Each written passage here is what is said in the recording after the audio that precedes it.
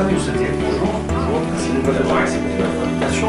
Alors, vous avez présenté dans la Bio-Liberté, dans la Bio-Express comme expert en finance, mais juste une précision, on en discutait à l'instant. Il faut peut-être préciser que vous êtes un pur produit national, donc vous avez été formé, vous avez fait vos études en Algérie, vous avez exercé également en Algérie, avant d'avoir cette carrière bien entendu internationale, et vous êtes derrière la fondation de la première banque d'affaires en Algérie, ça c'est juste pour préciser. Encore une fois, merci d'être avec nous ce matin. Beaucoup de questions politiques, économiques qui font l'actualité, on va en débattre et en discuter avec vous. Alors juste pour rappeler, en mars 2014, à la veille des élections présidentielles, vous avez rédigé la note Visite Algéria, un document qui présente des propositions d'urgence pour faire face aux nombreux défis que doit relever l'Algérie. Et vous êtes derrière le mouvement citoyen Ibtikar, on va également en parler. On parle je m'intéresse beaucoup aux nouvelles technologies. Je vous en parle là. Le paiement des impôts. Okay. La corruption. Le problème, la corruption. Okay. Si vous instituez d'abord pour les très grandes entreprises un paiement électronique, il n'y a plus de contact entre les gens. De fait et de facto, il y a une lisibilité des choses. Il faut amener ces compagnies-là à payer au moins une partie des impôts sur ce mode-là. Il faut les amener. Vous me direz, dans un pays où les cartes bancaires n'ont pas encore fonctionnent pas, je vous rejoins. Mais je dirais, comme diraient certains en Afrique, il faut faire un saut quantique. On a zappé le chèque. On a zappé la carte de paiement. Il faut passer au paiement électronique. 2 chiffres. Vous vous éclairez sur cette Afrique dont on disait qu'elle était bien loin de nous. 7% du PIB de la Côte d'Ivoire se fait à travers les mobiles. 15% du PIB du Mali, qui est classé dans les PMA, pays les moins avancés, se fait à travers le mobile. Le pays le plus sophistiqué en termes de paiement électronique, c'est ni le Canada, ni les États-Unis, ni l'Allemagne, c'est le Kenya. Voilà les réalités. Quand je vous parlais d'un référentiel, le monde, voilà le monde. Voilà comment le monde bouge, voilà comment le monde évolue. Le gel dans lequel nous sommes, confinés dans cette situation, avant, n'était pas souhaitable. Maintenant, il est impossible. Les enjeux ont changé. Et ça, c'est fondamental, encore une fois. Moi, je dirais qui permettra justement l'émergence de ces hommes d'État en Algérie.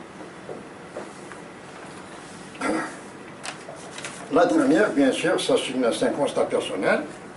Moi, c'est très simple, je raisonne comme l'homme de la rue. Hein. Je ne suis pas universitaire, je ne suis pas académicien. Je constate برك حاجة وحدة راني نشوف أنا في المجتمع اللي نعيش فيه، مانيش عايش في جهة أخرى، راني عايش هنا في الجزائر. كاين ناس ils se soignent à l'étranger. Leurs enfants, soit ils sont au lycée à Alexandre Dumas, soit dans les meilleures universités en France. Les transactions. Ils règlent le problème avec le téléphone. Il y a peut-être 15 ou 20% qui vivent comme ça. Le reste, je vois l'époque déjà les serfs, à l'état de la régence d'Alger.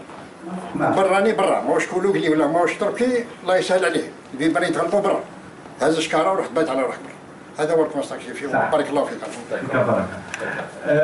Je vais répondre. Alors, lorsque je dis le politique n'est pas soluble dans l'économie, bien évidemment, cela veut dire que l'économie est conditionnée par la politique. Mais ça, pour moi, c'était une évidence. Donc, ce que vous décrivez, je ne peux qu'y souscrire. Mais pour moi, c'est tellement une évidence qu'elle en devient aveuglante. Vous avez parlé des coups de téléphone pour les crédits et autres.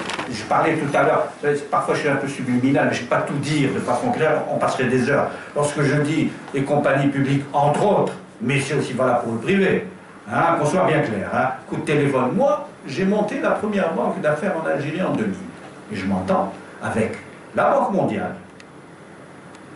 garantie et éthique, okay, et un fonds d'investissement américain.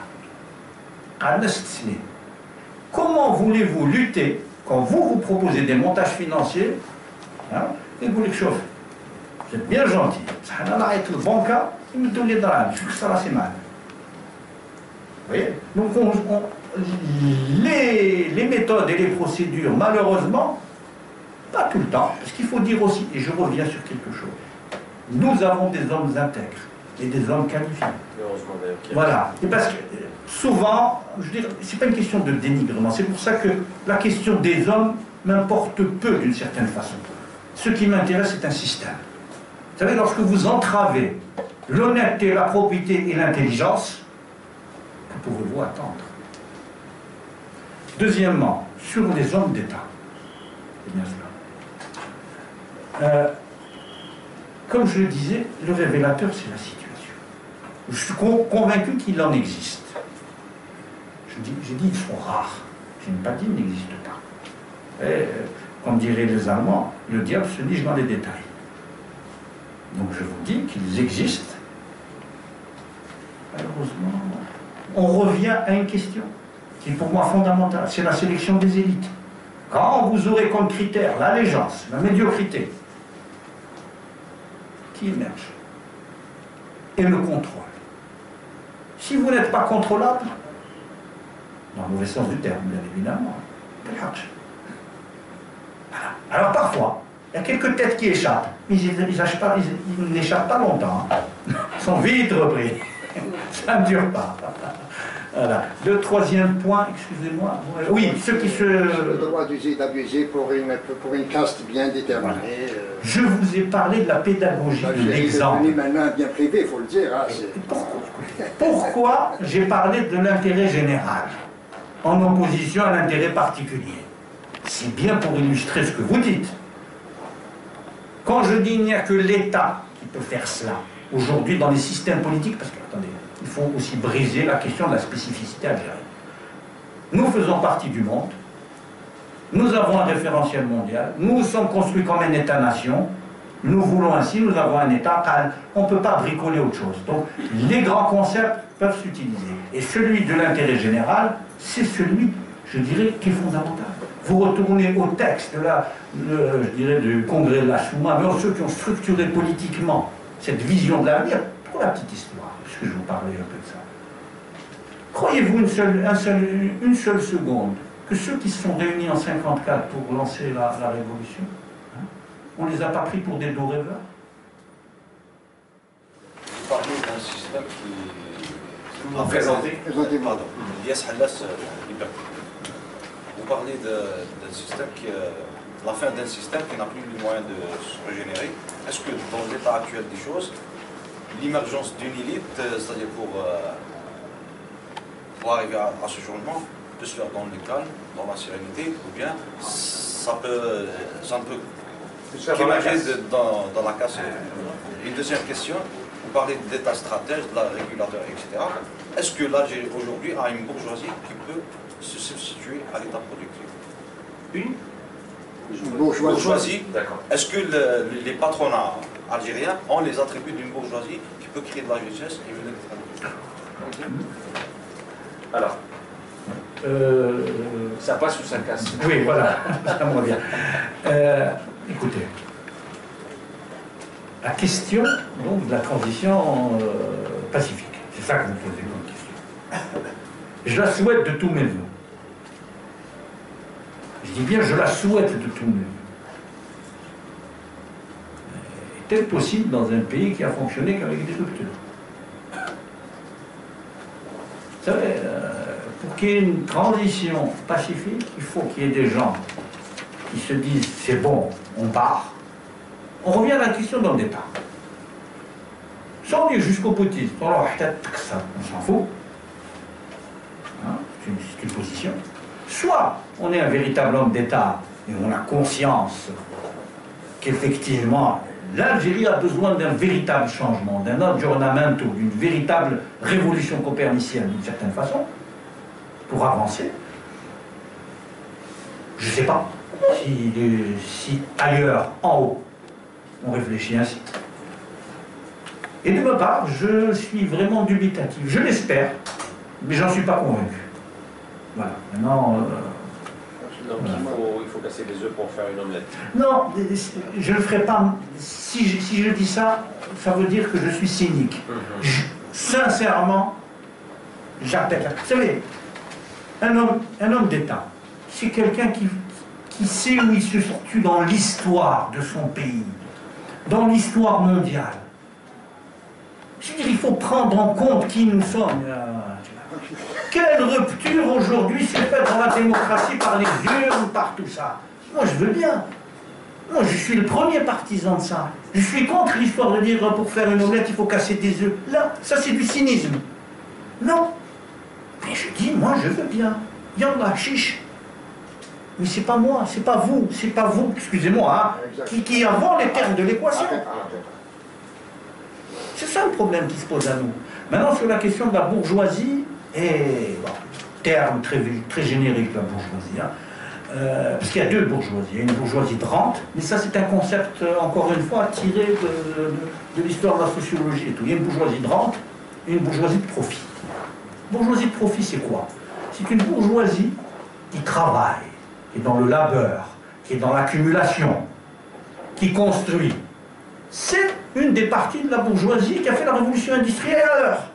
Il y a la bourgeoisie de rente, qui est chez elle et qui relève les compteurs. Parce qu'elle a une rente de situation, parce qu'elle bénéficie d'avantages. Donc déjà la question de la bourgeoisie, c'est comme la question de l'entrepreneuriat des patrons. Dire les entrepreneurs algériens, c'est compliqué. Il y a ceux qui produisent, qui sont une minorité, et vous avez tous ceux qui sont arrimés au commerce extérieur. Est-ce qu'ils ont le même rôle? Est-ce qu'ils ont la même fonction? Vous voyez? Ça, c'est la première chose. Deuxième chose, et je l'ai dit en filigrane, mais bien évidemment, aucune classe, bourgeoisie ou autre, okay, n'est aujourd'hui, je dirais, ne peut aujourd'hui se substituer à l'État sur le fondement symbolique de l'État, qui est l'intérêt général. Ce n'est pas possible. Qu'ils concourent par leurs actions, leur travail, à renforcer l'intérêt général, sûrement. Je ne dis pas qu'elle se substitue à l'État en tant que... mais dans le domaine économique, la production. Mais oui, mais parce que le mot de la production, ça implique plusieurs choses, vous voyez, hein. Je veux dire, vous avez une politique économique. Quand vous faites une politique économique, je vais vous donner un exemple pour illustrer ça. Ok? Moi, je suis investisseur. Je ne vais pas me casser les pieds avec les travailleurs, je vais ramener des machines, je vais investir dans un truc qui va me rapporter vite. Je vais avoir peu d'employés, parce que ça sera assez fatigué. Voilà, et puis voilà. Mais l'État, moi je suis l'État. Mon problème, je vais aller sur des industries, je vais aider fiscalement des industries qui emploient. Donc déjà là, vous avez un conflit, un début de conflit d'intérêts. Vous voyez? C'est-à-dire que l'un et l'autre des intérêts ne sont pas similaires. Parfois, ils sont identiques. Plutôt, parfois, ils sont similaires, excusez-moi. Mais ils ne sont jamais identiques. L'un ne peut pas se superposer à l'autre comme étant sa copie ou sa continuité. Et parfois, bien souvent, ils peuvent s'accorder, surtout dans des économies où le secteur, ce qui est aujourd'hui la règle mondiale, où le secteur privé fait l'essentiel de la production de richesse. Et donc, cette idée de patronat, voilà un peu ce que je voulais vous dire sur ce.